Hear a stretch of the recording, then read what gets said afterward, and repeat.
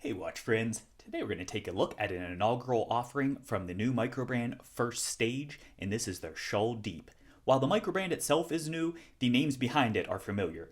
First, it is a collaboration piece. This comes from Second Hour Watches, though this First Stage is designed to be a collaboration with a well-known modder, Jack Hypoxia.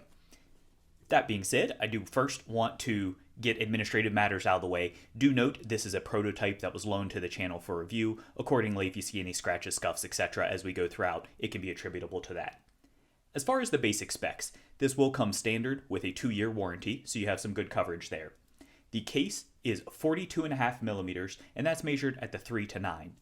As we'll look at closer, the bezel here does also come in at the same 42.5 millimeters, so it steps in slightly, but at its widest part, it is going to be in line with the case itself.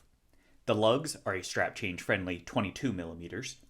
The lug to lug is a nice, surprisingly versatile 45.6 millimeters on my calipers, a little under their measurements, but that makes it small wrist friendly even at the 42 millimeter size. The thickness. This is coming in at 13.8. However, to me, it doesn't wear as thick as that might denote, particularly because that is including this subtly domed sapphire crystal, which, speaking of, as you can see there, just a very slight protrusion to that overall, though it does add to the thickness. That sapphire crystal is a double dome configuration, and it does have inner AR coating. As for the movement, this is going to have the tried and true Miyota 9039 movement.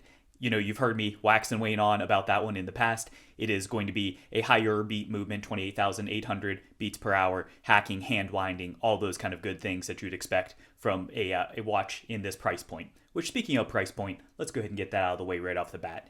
There's going to be 2 configurations available, the stainless steel we're looking at today, and there's also a DLC version. The launch price on this, which this will be coming out on April 21st of 2022, launching I believe on their site, though I'll have that linked in more information to follow. The price on the stainless steel variant will only be $425, and on the DLC variant, that will be $437, so a nominal increase if you like the black construction. Back to the basic specs. For water resistance, you might have seen on the dial, actually I take that back, it's on the back of this one, it is 300 meters or 30 atmospheres of water resistance. This comes in a little bit hefty as far as overall weight. On my calipers, on my scale rather, size to my 6.5-inch wrist, this is coming in at 177.4 grams. So definitely not a featherweight. It's not as heavy as some out there, but it definitely has a heft that you will notice on wrist. All right, now that we have the basic specs out of the way, let's go ahead and take a deeper dive. First, this is going to be available in 3 different color options. You have the blue we're looking at today. There's also a green version and a black version. Each of those, with the exception of the black, will be available with either a stainless steel or DLC configuration for the case as well as the bracelet. Additionally, as we'll look at further, there are 2 bezel options. Taking a closer look at the dial itself, the thing that's going to be most pronounced and most prominent here is that oil stamping. And if you look closely, you can see that it is an intricate array of sharks swimming around the dial. Really cool effect there, very well done. It's deep, but not too deep. And by that, I mean you can see it clearly without issue. However, it's not real in your face, especially if you're from a distance. The finish is what I would call a semi-gloss finish. It is a little more sheen than I had expected or that I would consider for a satin, but it's not a full gloss either as far as reflectivity or anything like that. It does have printing across the dial. At the 12 o'clock position, you'll have the brand name. At the 6 o'clock, you'll have the model name of Shoal Deep, and then below that, you'll have automatic with an accent color. Around the perimeter, in bringing the markers together, you do have a ring that runs the perimeter of the dial as well. Out on the edge, it does have a very steep rehot, and that does have printing as well, and for the first 15 minutes, it has red accent colors at the 5-minute increments. Shifting over to the hardware is what I would call as kind of a pencil style. It does look like it has a very subtle Dauphine style crease down the middle. The finish is going to be brushed across for both the hour and minute hand. And then, as you can see, it has a unique patterning for the loom application, which we'll talk about momentarily. The second hand is a shovel configuration, no additional tip at the end, so it is a very true shovel type construction there. As far as the markers are a little bit on the small side, and you can notice at the 12, 3, 6, and 9, because there's no date here, they have pentagons all the way around. At the 12 o'clock, it does have a line down the middle to help differentiate that at night for orientation. The other markers are all going to be a very SKS style SKX style of round markers as you go around there. And those are, of course, in applied construction. Unlike the handset, the markers do appear to have polishing throughout. Shifting over to the loom application on this is quite nice. It's BGW9 and it is applied well to both the markers and the handset, and additionally, it's applied to the bezel also. I found this to charge well and to endure thoroughly as well. Shifting over to the bezel is what you would expect for a dive style construction here, though this one does have the 12-hour bezel insert. It is 120 click and it's unidirectional. Let's go ahead and listen to that action. As you can hear, it has a pretty tactile click to it. It's a little bit on the tinny side as far as the feel. It is not the most pronounced action that I've felt. It does have pronounced clicks, but it's a little on the light side for my personal preference, though that's of course going to be subjective. I think the action is just fine on this one. Definitely much better than something like a Seiko where you have that very soft and almost no tactile feel to the clicks. This very much has that tactile click to it. It's just not quite as stiff as some would be.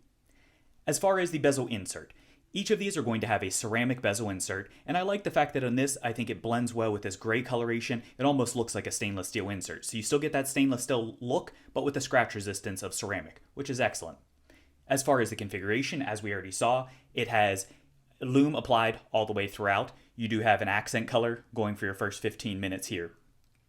As we talked about, both of these bezels are going to be in a unidirectional style. So this one is the 12-hour bezel insert, but there is also the dive style insert that is available also. As far as the styling of this, as we already saw, this is kind of an undercut, but it does have, as far as the milling, it is going to be what I would describe as like a thick coin edge for that construction. I found the grip on this to be plenty adequate, as you saw, no struggles there. And with that undercut, I find it to be easy to get purchase on that. So great there. On the topic of undercut, the case itself continues with that undercutting as well. So you can see from the angle there, nice undercut construction. It gives it very flowing curve and lines to that. It is going to be predominantly polished. However, because of that undercut, what you actually see the most is going to be the brushing that's on the top of it. But with that undercut, once you flip that over, or if you're looking from the side profile, you can see it does have generous polishing applied all the way around. One thing that's cool is you might have noticed here at the top, it does actually still have a chamfer, as many do. So it gives you just that little bit of lip coming around there at the polished accents while still having that undercut polish as well. So I think that's a pretty cool incorporation and something you don't see that commonly. As far as the case shape on this is pretty flat, as you can see. It does have very subtly downturned lugs, which is kind of an overall flow to the case, but with those curvatures. But one thing that I will note, while normally I would critique that aspect, here you can see it also has a very shallow case back that we'll look at momentarily, and accordingly, it stays relatively flush, so I really don't think they would have wanted much more downturn to this, and I find it wears well on the wrist also. Shifting over to the crown side, you can see the crown is at the 4 o'clock position, and it does have integrated crown guards. We'll talk about this further, but the shape to these is going to be unique. So this kind of curves and flows down to the crown there, and it actually has the guards themselves are at the bottom side of the crown. Speaking of the crown, the measurements on this is coming in at 6.8 millimeters. It is a screw down configuration with nice smooth threading. As you can see there, it is signed with the First Stage logo, and the milling, I think, fits consistently with the bezel. It's a little bit, of course, thinner milling as you'd expect for the smaller surface area, but I think it's consistent with the overall style. So that's well done and has plenty of grip, easy to get a hold of there as far as the texture on the crown itself. Shifting over to the case back. The case back is a screw-in construction, as I'm sure you'd expect for a dive-style watch. Additionally, it is going to be predominantly polished all the way around. Really, where that changes is going to be the backdrop of the sharks on the inlay. And speaking of, that matches quite nicely with the dial itself. Now you actually have raised sharks that are, I believe, again, oil pressed into the case back. So that's a nice accent touch, and it adds to the continuity. Throughout the perimeter, you do just have clean engraving, and there's that reference to that 300 meters of water resistance that I alluded to earlier. Shifting over to the bracelet. The bracelet is, of course, 22 millimeters at the top. However, it does have a subtle taper down to 20 millimeters. I found that with that taper in this overall style, you can see it, when you're looking closely, but it is a pretty subtle one on there. Initially, I thought this was an untapered bracelet. The bracelet style is going to be a beads of rice construction with polishing on your beads themselves as well as brushing on the links. The end links are female, which adds for nice drape and articulation over the wrist. The bracelet links are held together with screws, so nice easy changes there. And if you're looking for a screwdriver, I will have one linked in the description. We're a screwdriver, highly recommend picking them up. They come very handy. As for the clasp is going to be a traditional fold-over style construction, so you've got the fold-over and then double pushers to open that up. It does open up to a milled bridge on the inside, so nice finishing there. On the outer surface, you can see it does continue through with the brushing as well as the polish accents on the outside, and then it is signed in the middle. On the perimeter, there are 6 micro adjust holes, so you have plenty of range there. I'd say it's the equivalency of about 2 or 2.5 links, so you shouldn't really have any issues in sizing that one up at all. Alright, so now that we have a better feel for the watch, I want to go ahead and bring in some comps for some different reasons. First, to look at color comparison. This is a Zelos black tip. Here, you're looking at a roughly 42.5 versus a 41. You can see, I think they're relatively comparable. If anything, black tip might have a little more dial presence. So this one, I do think, in some respects, wears a little bit smaller, maybe like a 42, 41, as far as sizing for that. But the main thing I want you to see is just the difference of this. This is a much more pastel, teal kind of blue for this versus this more vibrant teal on this, or I should say darker teal, more bold teal than this. I really like the color of both a lot, but a very different effect between the two. Next up, this is a Wise Hitman. Again, 41mm watch here. You can see just the green as far as coloration, but mainly just looking at the dial presence. So again, I think this is pretty similar to a 41 type dial presence. And then finally, bringing in another 42, this is the Australis Sea Shade. And additionally, you might have noticed I brought in each of the different colors. On the last one, you had the green just to give kind of a visual there. Here you have a black, so you can see somewhat of what each of these would look like overall. Alright, so now that we have all that out of the way, let's go ahead and wrap things up with my personal view of some of the positives, the critiques, as well as the overall summary. First, for the positives. You can't get past that dial. That dial, to me, it's absolutely awesome. You know, it was one of the things that immediately struck me with this when I saw I like the dial effect as far as the overall. I think the visual is cool, but I additionally love the nod to the sharks. As far as the bracelet, you know, I am not always a huge fan of beads of rice. However, you absolutely can't fault this in terms of comfort. This is a true independently articulating, so this is an actual beads of rice. Each of those are independent, so when you're sizing that, keep that in mind. You got to make sure you line everything up, but it does add for great articulation. You can see that wiggles around. It has nice play, very comfortable on the wrist. As far as the value on this I think is pretty well spot on. You've got your ceramic, your sapphire, your Miyota movement. Across the board, I think you get a lot for your money on this, so I think that's definitely a plus. And then finally, what this is going for.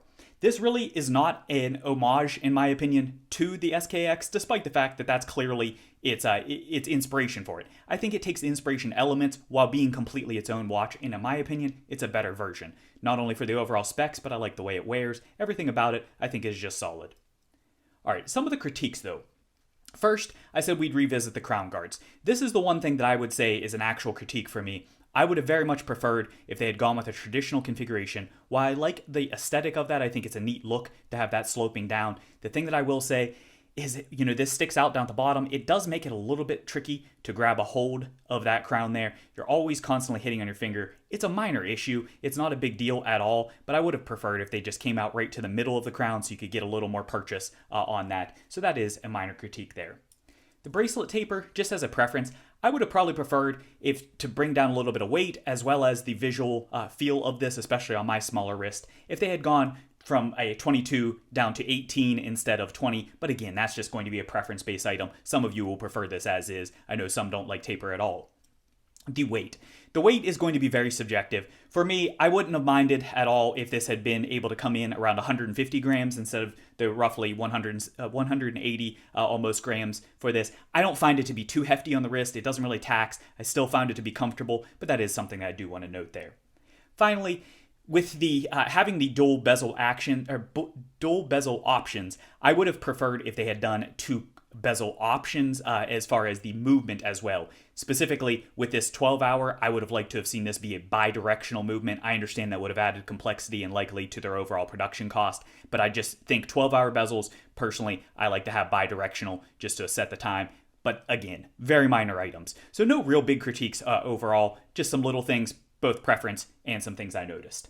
So where does that leave us? At the end of the day, this is one that I think would fit perfectly into Seiko's Save the Ocean series, obviously with the shark nod, and additionally I think stylistically it's pretty similar to that as well. I like the fact that they took the inspiration from Seiko without making this a complete knockoff or homage watch, which I think was well done. At the end of the day, I think it's comfortable, it should be durable, it has good quality parts throughout, and I think the value's there. So if this is one that you like the styling of, I wouldn't hesitate to grab it. I hope this video has been helpful for you. If you did enjoy this, please do hit that like button. Additionally, if you haven't done so already, please do smash that subscribe button. Helps me out. Finally, as I mentioned, have affiliate links and things like that in the description. Please feel free to click them. Thanks for watching.